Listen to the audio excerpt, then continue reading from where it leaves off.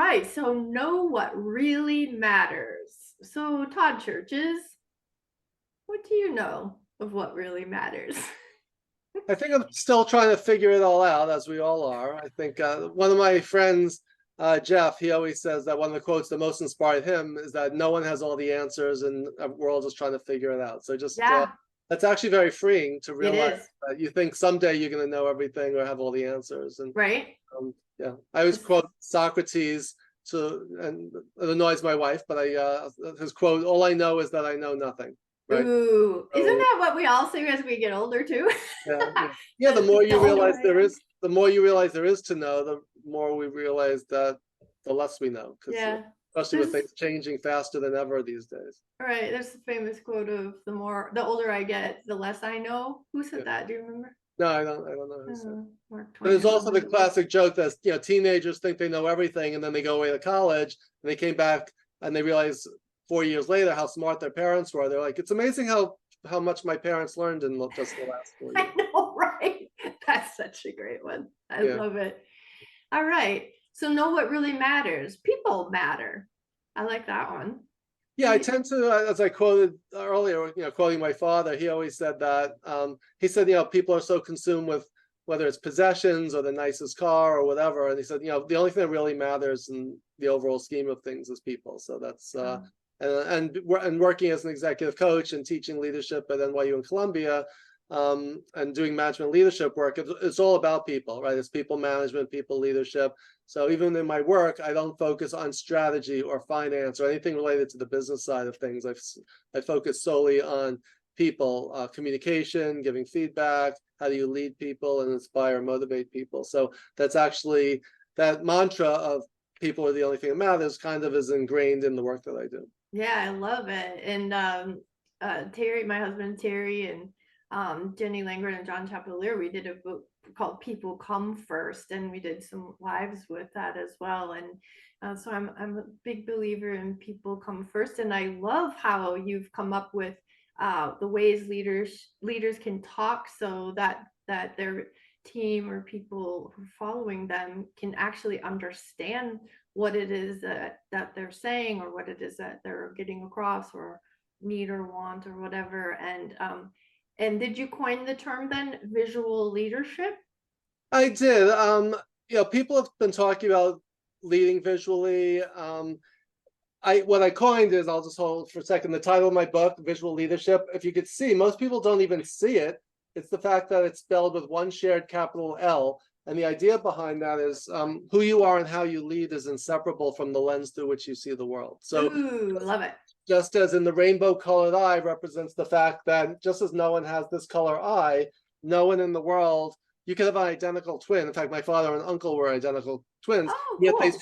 they saw the world through different lenses, right? So you can grow up in the same household, be Right. similar genetically, and yet your worldview is shaped by your education, your life experiences, all of these things. So Mm-hmm. we need to really try to see the world through the lens of other people in the spirit of diversity, equity, inclusion, and belonging, to try to envision a world not just as we see it, but as other people see it as well, and helping them to make their visions come true as well. That's part of what Right. leadership's all about. So much a part of empathy, be able to see Yep. it the way the other person is seeing it as them, which I Yeah. love. That should And be also my our last concept of word too. flipping the eye is about turning that eye on ourselves and looking inwardly at our biases and assumptions and our belief systems and Yeah. questioning whether or not they're valid and trying to see things a little differently. Yeah, I love it. Excellent. Okay, and dogs. You have a couple of little cutie patooties. Tell us a little bit about your dogs. Yeah, sure.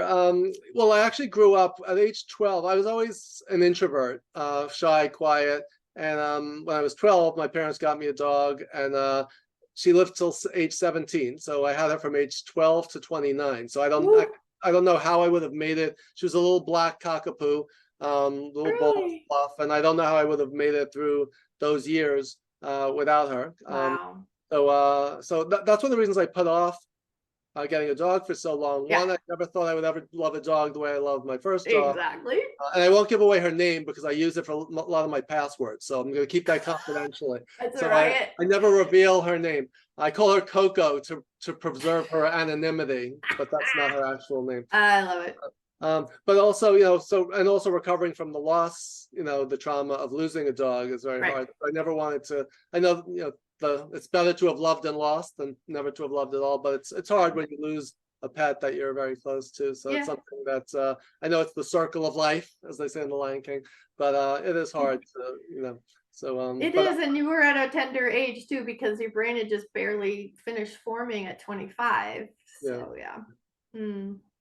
So our dogs are our pride and joy, and every time we go out, we can't wait to get home to them. But then we say, why do we even bother going out? Because all we want to do is just get home to them. But they're great. We try to take them with us when we can to visit friends and family and stuff. Beautiful. Okay, and then so know what really matters. People matter, dogs matter, and our health matters. Yeah, I mean, it's one of those things our grandparents say when we're younger. If you have your health, you have everything. But when you're younger, it doesn't really resonate. But as you get older, you realize it's true. It's like you get, like even playing sports, which I still do, you get injured more often, more seriously. It takes longer to heal. And then the little things that happen. So it really is. When my father passed away a number of years ago after heart disease and Alzheimer's, a number of things. And when he passed away, it was really, wake up call. So I actually tried I lost 36 pounds in 3 months, which was very hard to do. And I put a little of it back on. I'm still always wrestling with it because I'm addicted to Haagen-Dazs chocolate peanut butter. So, but I think as we get older, I think just, being aware of our health and trying to maintain it and is needs to be more of a focus. We need to do that.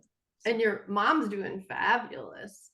She is doing great, thank you. Yeah, she's recovered from breast cancer. She had major heart surgery. She has a pacemaker, but she's still tap dancing. And she just tried playing pickleball recently, but she was really worried about falling and breaking something. So she's going to err on the side of caution, but she looks 15 years younger than she is. She's 85 and looks 65 or 70. Yeah, she's gorgeous. Thank you. So I have some good genes from my mother's side, at least. So hopefully that will counterbalance. yes. And my wife also is she does yoga and she's very active, and so her grandmother lived to 105, so she's shooting that. So that's her benchmark of what's possible, or beyond. So your wife's beautiful too. I love it. Okay, well, thank you so much. This is so great. Get to know you better and to know what really matters. Thanks, Lynn. Absolutely. Bye-bye.